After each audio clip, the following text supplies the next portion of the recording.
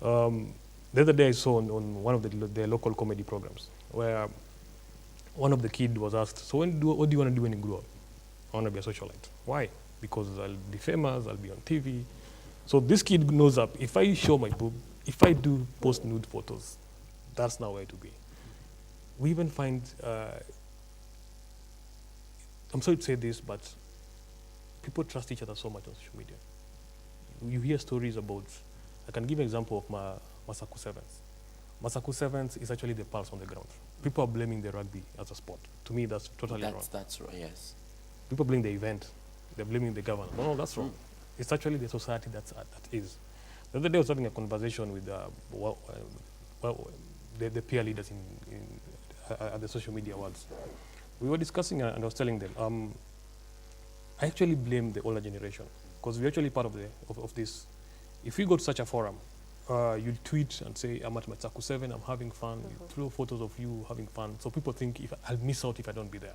Exactly. So when they go there, don't take a photo with a big shot. And that big shot is not mentioning this kid. You're old enough, this kid is supposed to be your daughter or even your sister. But they end up now engaging in issues, immorality. And then this story is picked up by media that this happened. So to me, I think our generation right now are looking at such kind of scenarios where if I do this, I'm part of this, I'm part of the big wigs, I'm hanging out with the big wigs. That is the kind of picture we want to put out there. And to me, sex and social media have become one thing. Thank you. Just to pick from where Philip has left, I want again to come back to what we can do, because we need to take responsibility. Because what Philip is saying is actually, a lot of young people are being misled that, if you post this on Facebook, then you're going to be famous. But stakeholders, including especially some of these campaigns that emanate from civil society, I think we must start asking. And that is why the Association of Media Women the Association of Women in Radio and Television has this hashtag, what are you doing about technology? Hash, what are you doing about violence against women? And it is because there's need to start taking responsibility and to even ask, like the big three, if this content is on your platforms and we want it removed, we actually want you to have a policy that will not allow this sort of content to be put online, because it is misleading, not just to the youth, but even to other stakeholders, to assume that what is there is right. When nude pictures are on Facebook or on Twitter for long, and you have requested for them to be brought down and they're not being brought down, then you're sending a message that it is okay. And we will constantly start seeing, Philip has said, people start with their boobs. The next thing, it's their nude pictures actually, they are well endowed in certain parts of the body, and that is what they are marketing. So, there's a lot of sex talk and I guess selling of sex on those platforms, and it is not right. Again, I think we, even as stakeholders, we need to question some of these platforms, and we need to do that campaign. Facebook is very clear that for you to join, you need to be 17 years and above. But like Philip has said, I know kids who are 10 years, and I have asked them, how come you're on Facebook? And they say, I lied that I'm 17. And then, some will say, I asked my mom to allow me to join Facebook, and my mom agreed. So some of those kids, you look at the content that is there. Of course, there's a lot of rap music. There's a lot of trying to be Americans, trying to use the F word, the N word, thinking that it is trendy. But again, like Philippa said, there's going to be, the moral decadence actually is appalling. Which is very unfortunate, because now, as much as we may rate, as much as we may trend, we are doing that at the expense of our future. Just as Philip is saying, when you see a young kid saying, I want to be a socialite, okay? Kenyan kind of socialite when they grow up. And then you find that the kind of talk that is being aired, especially because we don't have TVs in cars.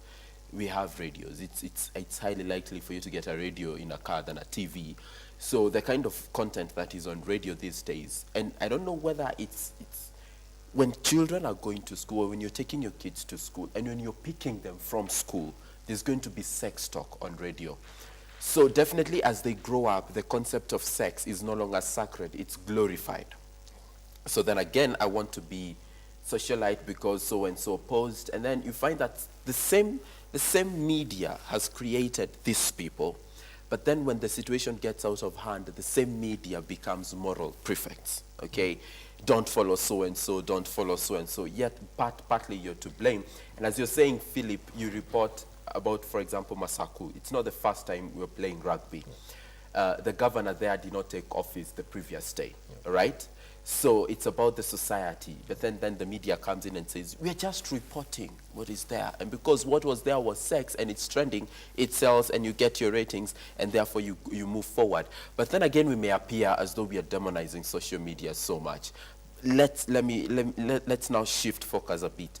What are some of the positive attributes that are coming out from social media? What is positive in social media?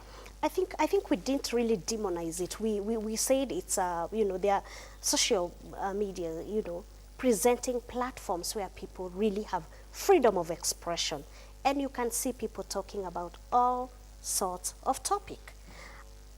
I think the other you know, advantage is the fact that now traditional news organizations or conventional news organizations are no longer the only ones that can break news, and you see ordinary people breaking news. I think people have also been provided with platforms where they can quarrel. You know, we are seeing a lot of quarrels, especially on Twitter. You know, someone tell Nigeria, or, you know, you know, yeah, XYZ. yes, or You know. I think like during World Cup we got to see a lot of that. So a lot of those quarrels are happening, and you're giving people platforms to vent. Otherwise, they would have probably stayed on with their news, or even vented in other places. So we need to look at that they're actually liberating, that those platforms are giving people a lot of leeway to say things. And I think those positives really are healthy, even in encouraging people to speak their mind. So long as they're moderated. It doesn't matter, you know, because they speak their mind, and you can tell the mood of the people. If it's a political issue, you're able to actually tell the mood. And for example, you can tell right now the animosity between certain ethnicities.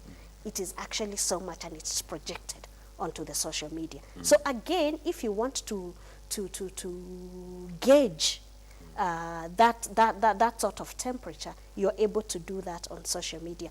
But again, where is responsibility there, I think? Moving to you, Ogola. Okay, to me, I think one of the key highlights of social media is social media for good. And I think that's an area which I've really explored further and a lot. It's something which massages my ego. Working at Kenya Red Cross and various UN organizations like UNHCR, UNFPA, has actually given me a tool and even a platform where you can use social media to communicate with the public about issues affecting society, HIV, rape, maternal child. So to me, I think Kenyans have not reached a point where they can actually use social media for good. They only think it's a tool for cyberbullying, to character assassinate.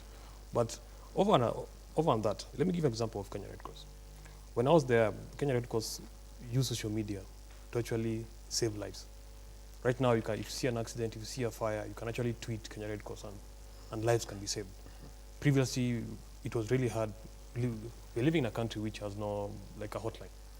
So Twitter is now saving lives of Kenya Red Cross. And you can imagine now the power of crowdsourcing.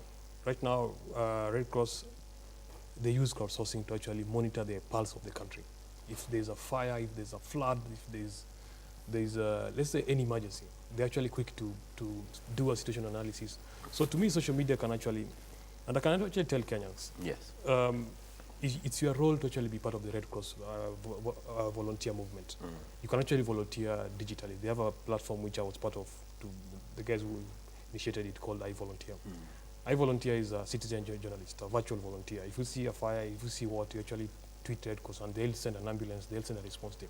Nice. So to me, the question is, I'm waiting for a day where we'll actually see Kenyans galvanized together to discuss issue-based topics. Right. Do we talk about rape? Do we talk about maternal health? And I've seen a lot of even positives about even mothers coming together on let's say, on Facebook. There's a group called Hello Mama, where women come together and they have a platform to discuss issues about maternity, issues about childcare, issues about, and you find you actually get advice from elderly women who tell you, do 1, 2, 3, 4. So to me, social media can actually be a good tool to discuss, a platform for education, for health, and even to communicate with the general public. We have to wind this up and, of course, take a look at people like us, ordinary people doing extraordinary things. Thank you so much for coming in. Thank you.